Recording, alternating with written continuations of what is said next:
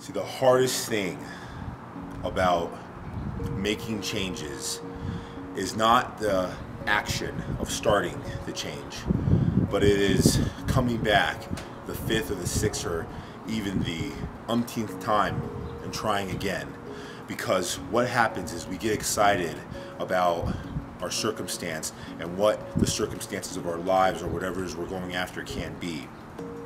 And then when you find yourself in a position making those changes, all of a sudden our unconscious mind kicks in and it begins to speak to us with such conviction and such power. And a lot of the time, most of the time, the conviction and the power that it's speaking about is very genuine. It's things that you feel in your flesh. It's things that have really happened, and it pays dividend to the struggle that we feel and the pain that we want to avoid.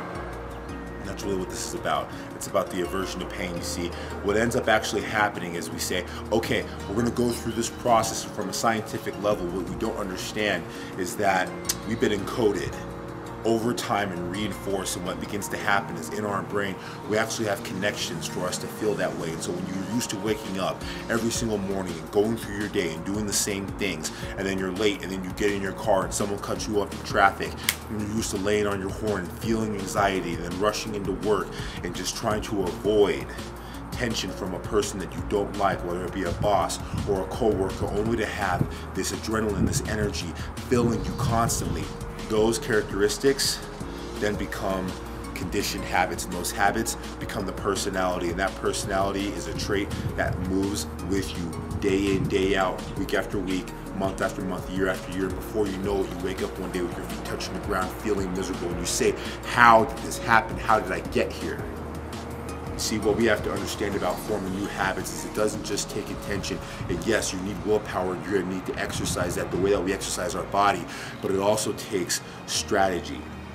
And that strategy is going to be filled with going through and doing the process. You see, when we can go inside and quiet the world around us, we can begin to do something that most of the people in the world haven't been able to do, and it's create the utopia and the abundance within our minds. You see, Nelson Mandela, Viktor Frankl, all of these people who've had to forego serious amounts of trauma and serious amounts of pain, and then on the other side can withstand that and say, I have gratitude, I have gratification, I have energy, I have passion, I have peace, I have nothing but tranquility towards others. How can they do that? You see, I think that the reason that ends up happening is because you can get to a place where you can quiet down through meditation, and you can think to yourself and say, okay, I can quiet down this noise and I can begin to go in and form new connections and tell myself that I am in charge, not my body, not that thing that happened to me that I have to be a victim of since I was a little girl or since I was a little boy. But you know what? I'm going to choose to be in charge, and I'm going to choose to overcome the negative circumstances that are happening in my life.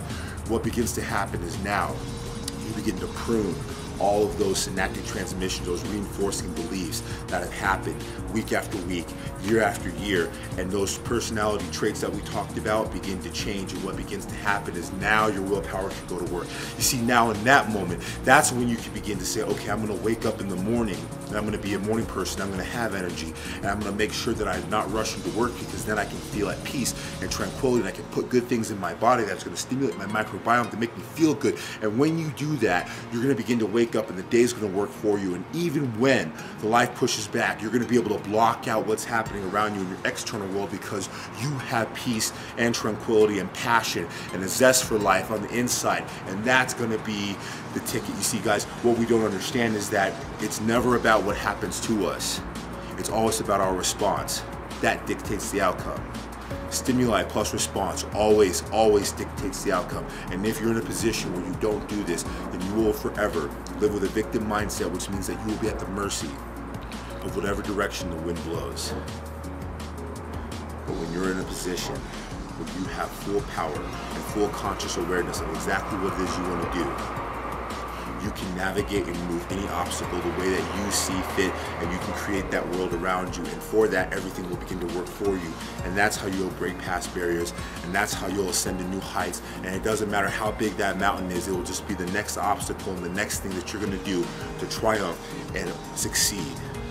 And that's what this is all about. So take from me this message. It It takes much more than just the willpower and the intentionality to form new habits and see yourself become truly successful in the pursuits of the things that you care about.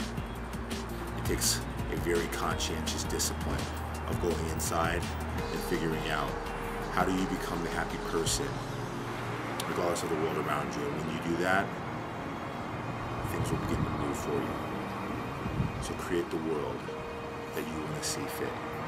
Don't wait for it.